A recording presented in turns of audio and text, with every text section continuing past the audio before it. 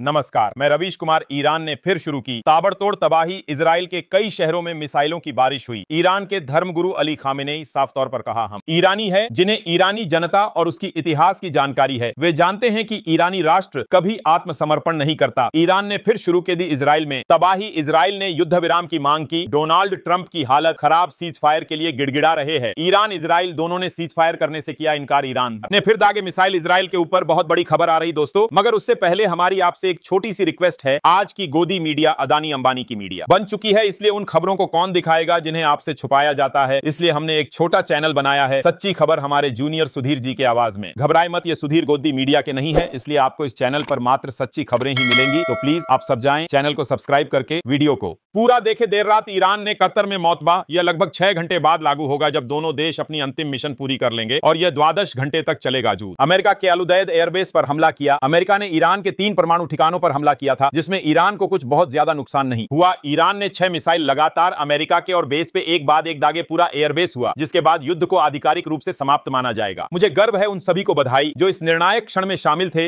यह एक ऐतिहासिक सफलता है। हमारे स्टेमिना, साहस और बुद्धिमत्ता ने इसे संभव बनाया। यह युद्ध जो वर्षों तक चलता रह सकता था, उसने सालों में मध्य पूर्व को तबाह कर सकता था, लेकिन उसने नहीं किया और अब कभी नहीं करेगा। भगवान इजराइल पर कृपा करें, भगवान ईरान पर कृपा करें, भगवान मध्य पूर्व पर कृपा करें, भगवान संयुक्त राज्य अमेरिका पर कृपा करें और भगवान संसार पर कृपा करें। ईरान ने कतर में मौजूद अमेरिकी सैन्य अड्डों पर मिसाइलें दागी। कतर, वो कतर जो वर्ल्ड कप और अमेरिकी की कहानियों से भरा पड़ा है, वो दोहा जहां कभी फुटबॉल की चीखें गूंजती थीं, वहां अब विस्फोट की आवाजें सुनाई दी हैं। अमेरिकी राष्ट्रपति डोनाल्ड ट्रंप की विश्वसनीयता ना के बराबर है। एक बहुत बड़ा शून्य है। वो इस बात से प्रमाणित होती है दोस्तों कि वो दुनिया के सामने इस बात का ऐलान कर देते हैं कि इसराइल और ईरान में युद्ध विराम की घोषणा हो गई है। मगर तेहरान जो है धमाकों से थर्रा जाता है, इसराइल धमाकों से थर्रा जाता है। सबसे बड़ी बात वो इसराइल, और वो इसराइल के लोग जिन्होंने गजा पर बेशुमार अत्याचार किए थे, अंतहीन अत्याचार किए थे, जिनमें कम से कम 60,000 बेकसूर लोगों को मौत के घाट उतार दिया गया था। वहां के लोग अब रो रहे हैं। आज मैं आपको दक्षिणी इसराइल में बेरशिबा का एक लम्हा दिखाना चाहता हूं दोस्तों, जहां धमाके होते हैं और लोग रो रहे होते हैं। मगर आज इस मंच पर जो सवाल मैं खड़े कर रहा हूं, 12 दिन तक यह युद्ध चला। डोनाल्ड ट्रंप युद्ध विराम की घोषणा कर देते, मगर दोनों ही पक्ष इस युद्ध विराम को नहीं मान रहे हैं। ईरान का साफ तौर पर कहना है कि हमें इसराइल की तरफ देखना है। ये इसराइल जिसने इससे पहले भी कई बार विश्वासघात किया है, वो इसराइल जिसने इस युद्ध को शुरू किया बगैर किसी कारण केजबकी। इस बात के कोई प्रमाण नहीं थे कि ईरान के पास परमाणु बम था दोस्तों, सिर्फ तस्वीरों के जरिए आज मैं आपको बतलाने वाला हूं हुआ क्या।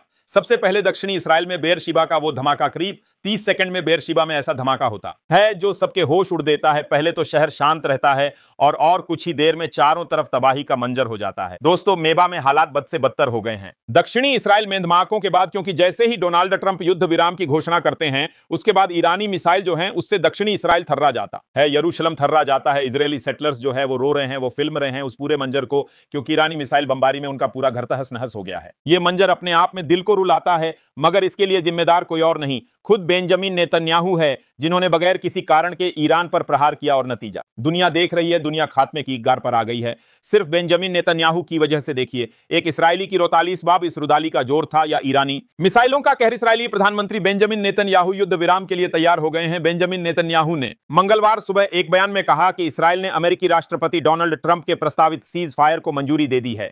नेतन्याहू के ऑफिस की तरफ से जारी बयान में कहा गया है कि उन्होंने सीज फायर इसलिए स्वीकार किया क्योंकि इसराइल अपने सभी युद्ध लक्ष्यों को हासिल कर चुका है। बयान में कहा गया, ऑपरेशन राइजिंग लाइन में इसराइल ने ऐतिहासिक और बड़ी कामयाबी हासिल की है और अब वह दुनिया की बड़ी ताकतों की कतार में खड़ा है। साथ ही यह भी जोड़ा गया कि अगर सीज फायर का उल्लंघन हुआ तो इसराइल जबरदस्त जवाब देगा। मगर आप जानते हैं कि ईरान भी खामोश नहीं रहने वाला है। इंतजार कीजिए, आपको लम्हा दिखाने वाला हूं। तेहरान के स्काई लाइन का ऐसा नहीं है कि सिर्फ ईरान ने मिसाइल चलाई है। तेहरान में जिस तरह के धमाके हुए हैं, सबसे बड़ी बात हम इस बात को नहीं भूल सकते कि तेहरान यानी ईरान इस बात को कबूल कर रहा है कि इसराइली हमलों में उसके कम से कम 950 लोग मारे गए। इसराइल ने इस पूरे आंकड़े पर, यानी इसराइल में कितने लोग मारे गए, उस पर एक काला पर्दा लगा दिया। वो कह रहा है अब तक सिर्फ 24 लोग मारे गए हैं। ईरानी विदेश मंत्री ने भी कहा था कि हम इस युद्ध विराम को नहीं हमको मानते, हमें इसराइल की नीयत पर एतबार नहीं है, अमेरिकी बेसिस पर हमला किया है। यही वजह है कि डोनाल्ड ट्रंप जो हैं वो इस युद्ध से अब अपना हाथ खींचना चाहते हैं। मगर बात अब बहुत आगे बढ़ गई है। ईरान को